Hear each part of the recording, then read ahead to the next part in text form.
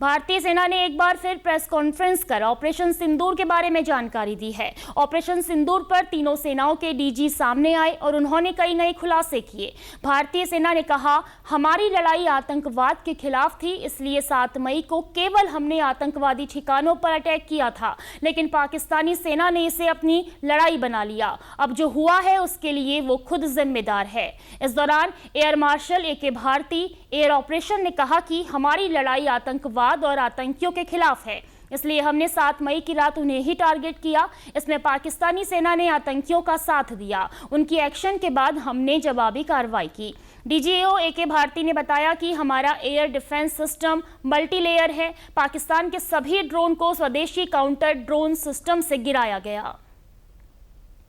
दोस्तों, हमारी लड़ाई आतंकवाद और आतंकवादियों के खिलाफ थी, इसलिए 7 मई को हमने केवल आतंकवादी ठिकानों पर ही हमला किया था। पर अफसोस इस बात का है कि पाकिस्तानी सेना ने आतंकवादियों का साथ देना उचित समझा और इस लड़ाई को अपनी लड़ाई बना ली। इस परिस्थिति में हमारी जवाबी कार्यवाही अत्यंत आवश्यक थी और इसमें उनका जो भी नुकसान हुआ वे खुद इसके लिए जिम्मेदार हैं। हमारी तरफ से ने बताया कि इस लड़ाई में स्वदेशी आकाश सिस्टम का इस्तेमाल हुआ। पाकिस्तान की चीनी मूल की मिसाइल PL-15 भी गिराई गई। इसके साथ ही पाकिस्तान के ड्रोन लेजर गन को भी टारगेट किया गया। पाकिस्तान के एक ड्रोन को मार गिराया। पाकिस्तान के नूर खान एयरबेस को तबाह किया। Another highlight has been the stellar performance of the indigenous air defense weapon system like the Akash system.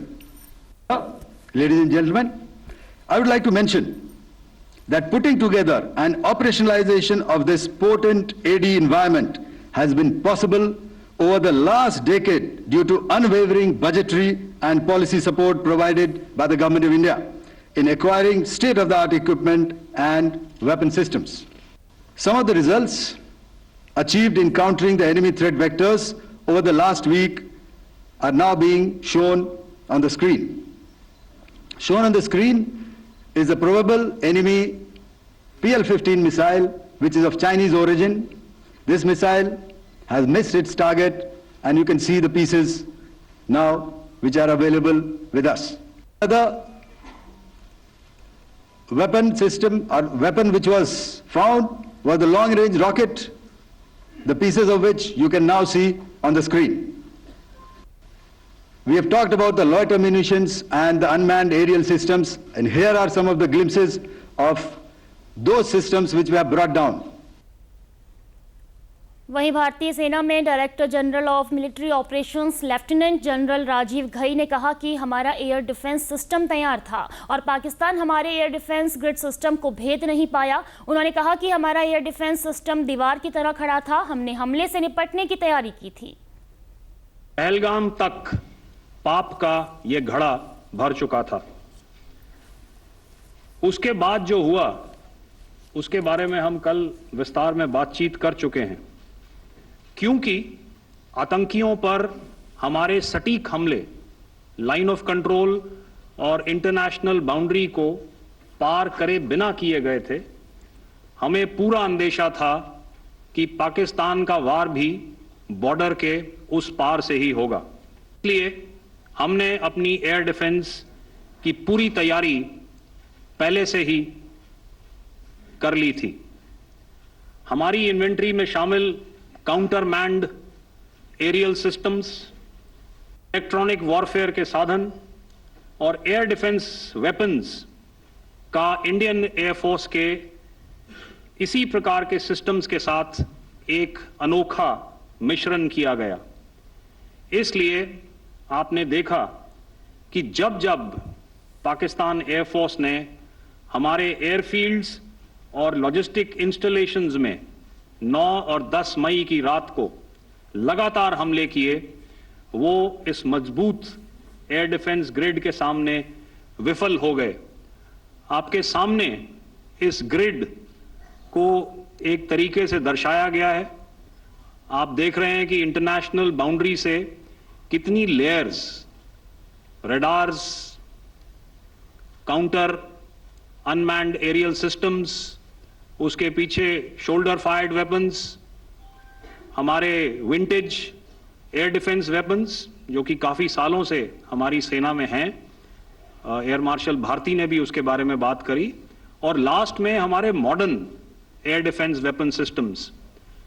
तो कोई मौका नहीं था कि पाकिस्तान एयरफोर्स ये मल्टी टियर डिफेंस को पार करके पीछे हमारी एयरफील्ड्स या लॉजिस्टिक इंस्टॉलेशंस को टारगेट कर पाए। लेफ्टिनेंट जनरल राजीव घई ने कहा कि हमने सरहद पार किए बिना हमले किए। उन्होंने कहा कि जब हौसले बुलंद हो तो मंजिलें भी कदम चूमती हैं। जो दुर्दशा कल आपने पाकिस्तान एयरफील्ड्स की देखी और शायद आज भी एयर मार्शल भारती की प्रेजेंटेशन में, हमारी एयरफील्ड्स हर प्रकार से ऑपरेशनल हैं। यही नहीं, पाकिस्तान के ड्रोन्स और वेपनाइज्ड यूएवीज से की गई हमलावर कोशिशें भी इस ग्रिड के कारण नाकाम हुई और जो बचे कुचे ड्रोन्स थे उन्हें हमारे शोल्डर फायर्ड हथियारों से मार गिराया गया। मैं यहां पर अपनी बॉर्डर सिक्योरिटी फोर्स की भी सराहना करना चाहता हूं। उनके डायरेक्टर जनरल साहब से लेकर बॉर्डर पर तैनात बीओपी पर पहरा देने वाले आखिरी जवान भी हमारे इस अभियान में बढ़ चढ़कर शामिल हुए और बहुत बहादुरी से उन्होंने हमारा साथ दिया। उनके काउंटर अनआर्म्ड सिस्टम्स भी हमारे इस मल्टी टियर्ड एयर डिफेंस ग्रिड का हिस्सा थे, जिसके कारण पाकिस्तान की नापाक हरकतों का विनाश किया गया। आपने सुना ही होगा, जब हौसले बुलंद हों तो मंजिलें भी कदम चूमती हैं। In the end, I would like to highlight again that in every single domain that Operation Sindoor has been prosecuted, there has been absolute synergy between the three services. Not only have we, in this endeavor, been fully supported by our government, departments, and agencies, I cannot here not mention our 140 crore countrymen that have stood behind us with their prayers and goodwill, urging and inspiring us to achieve our mission and objectives. For that, we salute you. You are indeed the best. Jai Hind.